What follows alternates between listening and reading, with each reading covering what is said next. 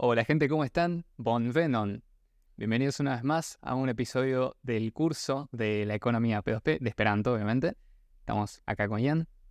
Kiel vi fartas? Mi fartas bone, kaj vi? Tre bone, dankon. La idea es seguir repasando conceptos fundamentales del Esperanto. Pero bueno, como siempre, antes de comenzar, iniciamos con un dato curioso, un Sí. dato particular del Esperanto.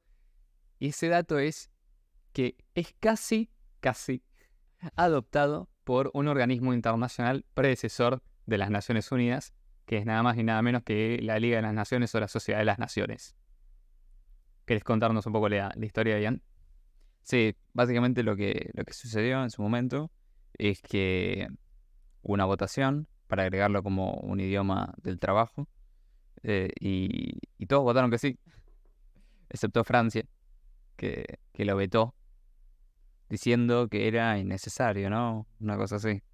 Exactamente. Y bueno, al final igualmente tampoco lo fue el francés porque la gente habla inglés para trabajar internacionalmente, así que pasa que en su momento lo que sucedía que el francés era el idioma reinante, pero bueno, En la diplomacia internacional era todavía el sí, francés, o sea, el inglés no tenía la predominancia sí. que tiene por ahí hoy en día, que nos parece más evidente, pero bueno, en ese momento los franceses Todo que cambia tenían muy capacidad rápido. de voto, y no solamente era, digamos, usarlo como lengua de trabajo, sino además promoverlo dentro de los países miembros, Sí, que sí. también era Esa es una de las razones por las cuales nos gusta el Esperanto, que es algo eh, prolongado en el tiempo, por así decir. O sea, el, hubo muchos idiomas que fueron la lengua franca, ¿no? Internacional.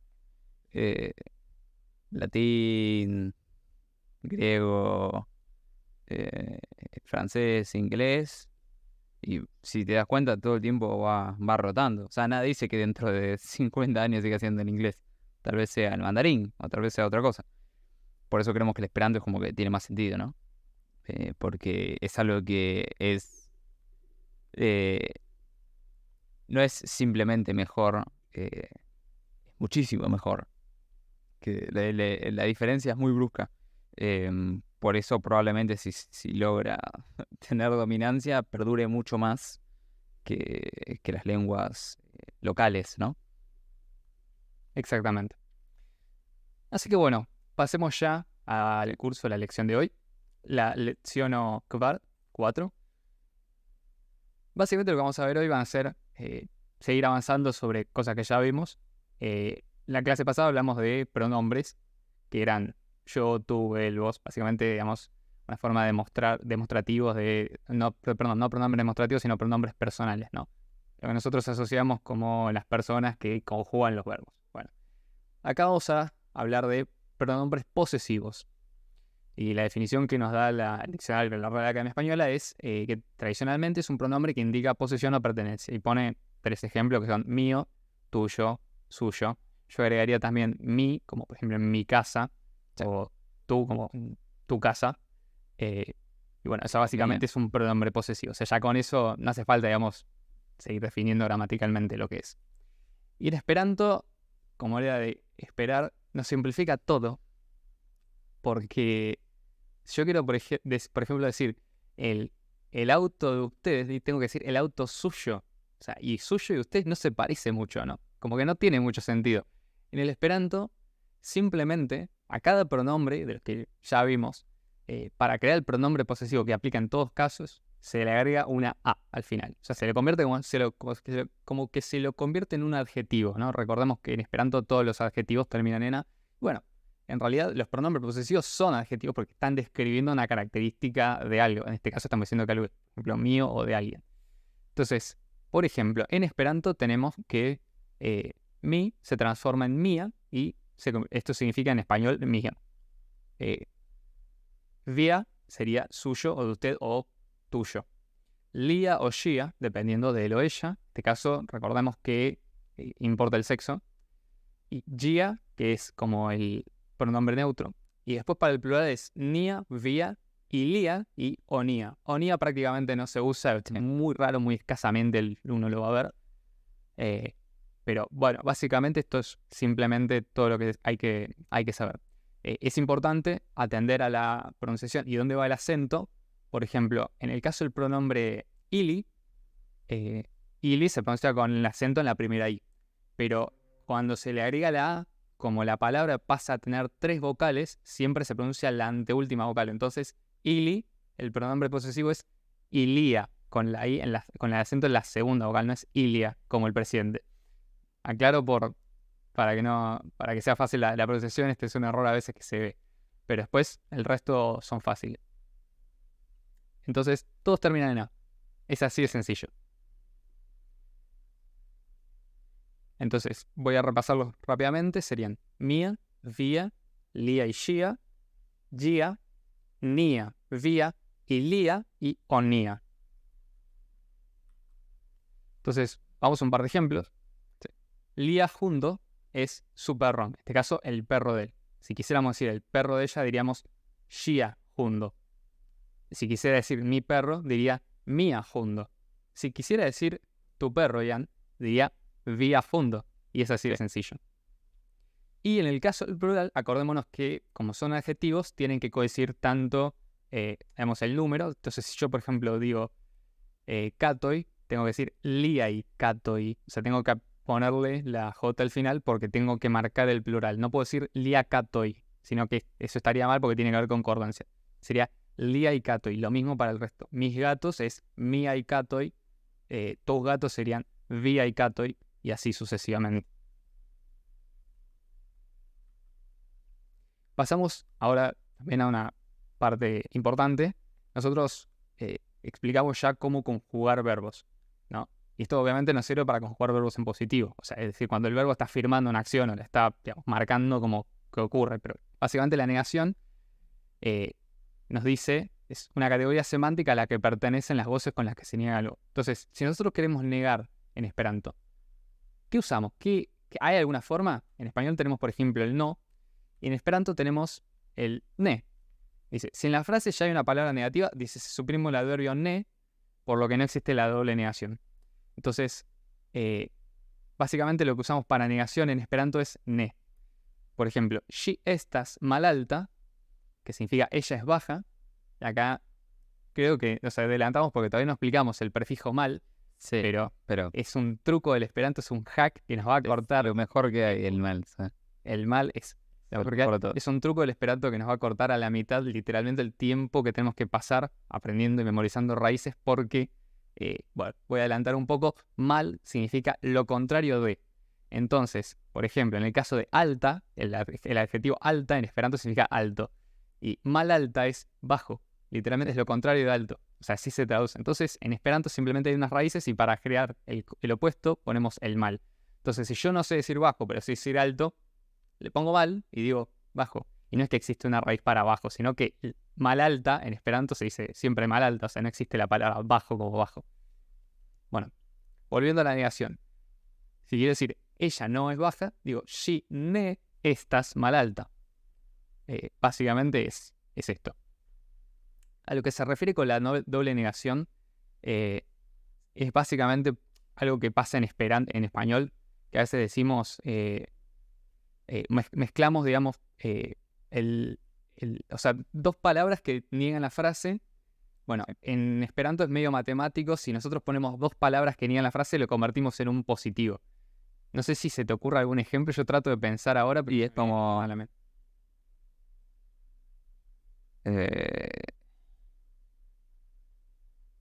Sí, está complicado. Es difícil, sí. Sí. Bueno, yo no sé nada, sería por ejemplo un ejemplo. Yo no sé nada significa, literalmente, o sea, yo no sé nada en español significa lo mismo que yo sé nada. Claro. En Esperanto diríamos yo sé nada. Si yo digo yo no sé nada, significa, lógicamente, yo sé algo. Es complicado por ahí, pero de hecho esto está basado en cómo en los países o las lenguas eslavas manejan la negación. Entonces, nenio es nada. En Esperanto, yo no sé nada, se dice mi scias nenion. Esto lo vamos a ver más adelante, pero básicamente es yo sé nada. Si yo digo mi ne scias nenion, significa yo sé algo. Lo mismo pasa en el caso de la negación. Esto obviamente no es algo, digamos, importante ahora, porque estamos viendo frases simples. Simplemente para negar usamos el ne. Gine estás mal alta, o Gine estás bella, ella no es bella. Gine estás mal bella significa ella no es fea. También es un cumplido. O pueden hacerlo, depende de la persona. Como no es fea, depende de la situación. Depende de la situación, depende a quién se lo estás diciendo. Entonces, este sería un ejemplo práctico de negación.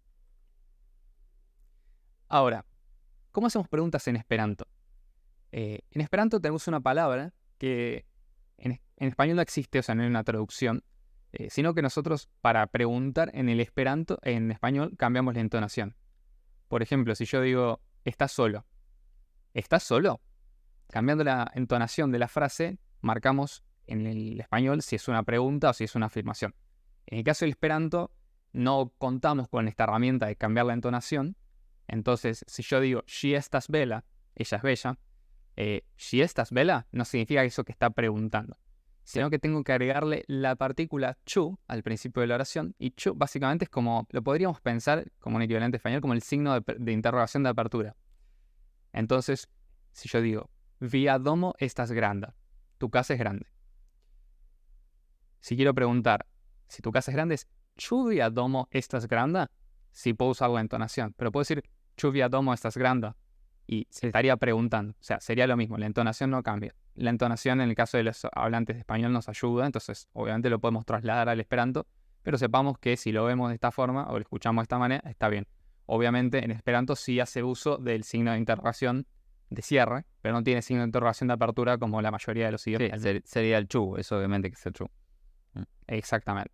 Entonces, así se pregunta, "Ĉu via domo estas granda?" Y en el caso, por ejemplo, de la respuesta positiva, diríamos, "Yes, mia domo estas granda", o simplemente "yes", o "Ne, mia domo ne estas granda", no, mi casa no es grande. Ahora, me gustaría hacer un ejemplo, no sé si lo tenemos más adelante, pero ¿qué pasa si yo quiero preguntar con una negación? Y acá vamos al tema de la negación doble. En el caso del Esperanto, si yo pregunto, "Ĉu ne via domo estas granda?", como, ¿no es tu casa grande? En el español, si yo te preguntara eso y tu casa fuera grande, ¿cómo me responderías? Sí, mi casa es grande. Sí. O sea, si yo te pregunto, ¿tu casa no es grande? Y vos me decís, sí. O por ejemplo, ¿vos no estabas de novio? Y vos me decís, sí, sí. Eso significa, sí, estoy de novio. Bueno, en el caso del Esperanto, si a una pregunta negativa la respondemos con sí, estamos afirmando la negación. Claro. Entonces, si por ejemplo en Esperanto yo digo, "Ĉu ne via domo estas granda?", y la respuesta es yes, y no aclara más, la respuesta a eso significa, sí, mi casa no es grande, o sea, vivo en una casa chica. En el caso contrario, si tu casa es grande y te preguntan, "Ĉu ne via domo estas granda?", y respondes con ne, estás diciendo, sí, mi casa es grande. Es al revés. Esto también, digamos, Igual tiene sentido. diferente del español, pero tiene más sentido y es más lógico. Sí. O sea, si lo pensás, porque vos lo que estás afirmando es la negación con la respuesta. No estás afirmando la no negación. O sea, estás afirmando lo que te preguntaron, básicamente. Entonces tiene más sentido y es una cuestión de acostumbrarse. Obviamente, si querés salir de toda duda y querés, digamos, eliminar la posibilidad de ambigüedad, simplemente completas la respuesta. Decís, claro, "Ĉu ne via domo estas granda?". Ne, mia domo estas granda. Como, sí, mi casa. Sí, mia domo estas granda. Sería así. Se me confunde a veces también a mí. Sí, O sea, es como medio antiintuitivo, pero bueno. Porque lógicamente hablando español tenemos esa diferencia. Lo mismo a la inversa. Y por último, esto es fundamental, Sí. ya aprendimos a conjugar los verbos en presente.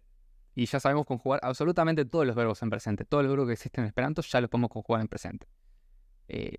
¿Cómo era en presente? Bueno, simplemente agregábamos el as a la raíz del verbo. Entonces, por ejemplo, el verbo esti, que es cero estar, el presente para todas las personas, para todos los pronombres es estas. Bueno, en el caso del tiempo pasado, gramaticalmente lo que significa es un tiempo que se sitúa en un punto anterior al cual estamos actualmente. En esto, digamos, no hay mucha diferencia. Hay idiomas que solamente tienen dos tiempos verbales como presente y pasado, no tienen tiempo futuro. O sea que, digamos, en algunos casos el Esperanto introduce nuevos elementos a algunas personas y puede ser que ahora, en puntos más adelante, veamos que algunos tiempos verbales funcionan un tanto diferente. porque el español tiene demasiados tiempos verbales, tiene muchas conjugaciones, y por ejemplo una cosa que en el esperanto no existe es el subjuntivo, que está bueno porque simplifica obviamente la cantidad de tiempos para aprender. Pero bueno, en el caso del esperanto, la forma en la cual trasladamos el verbo a tiempo pasado es cambiamos el as o la terminación de la raíz que sería i, el verbo en infinitivo, por is. Y es así de simple. Y eso obviamente para todos los verbos. Entonces, y esto es obviamente invariable para todas las personas, sería en vez de fumas, que sería fumar en presente, fumis es fumar en pasado. Entonces, li fumis es él fumó. Li legis, él leyó. Y acá tenemos a una persona que en algún momento de su vida fumó y leyó. A Tolkien, que ande leyendo. Tolkien leyendo y fumando. Sí. Entonces, si yo quisiera decir Tolkien leyó y fumó, en esperanto sería Tolkien legis kai fumis. Es así de sencillo. Y eso obviamente para todos los tiempos. Aplica tanto para tiempo, o sea, para el fumaba como fumó. Entonces, por ejemplo, si yo quería decir Tolkien fumaba, no tengo que conjugarlo de forma diferente, sería Tolkien fumis. El contexto va a diferir, obviamente, si era por un tiempo, o sea, fumaba como fumó durante toda su vida, o fumó en un punto específico. Sí. Generalmente esto también se infiere del contexto. Y para aclarar, Tolkien apoyaba el esperanto. Tolkien no solamente apoyaba el esperanto, era esperantista él mismo, hablaba muchos idiomas y se inspiró también, me imagino, en la obra de Zamenhof, el creador del esperanto, para desarrollar sus propios idiomas artificiales que él mismo incluyó en sus obras y que de hecho hasta el día de hoy hay gente que estudia y practica y hay grupos y comunidades de gente que los habla. Lógicamente, algo que sí a Tolkien le interesaba no era crear un idioma que fuera regular, simple y sencillo de aprender, sino que es, digamos, tiene un vocabulario nuevo, la pronunciación es diferente, tiene irregularidades gramaticales, como él lo que quería crear un idioma que sonara natural pero que fuera artificial. Entonces ahí ya tenés, digamos, si lo querés aprender, tenés tu vía libre para hacerlo, no te lo vas a impedir, simplemente estate advertido. Lo que sí, hay comunidades de gente que se dedica a hacer conlangs, que son constructed languages, que básicamente es crear idiomas para distintos usos. La mayoría de esos son con fines artísticos, como el caso de Tolkien. Bueno, Multan Dankon por haber participado de este curso. Esperemos que les haya gustado y que nos sigan viendo la semana que viene con un nuevo episodio. Vamos a seguir avanzando y ya este es el cuarto, así que vamos por un tercio del curso. En total son 12 episodios que tenemos preparados. Exactamente. Para el curso básico de Esperanto. Así que bueno, esperemos que les haya gustado y nos vemos en el próximo episodio. Chau, chau. Gis.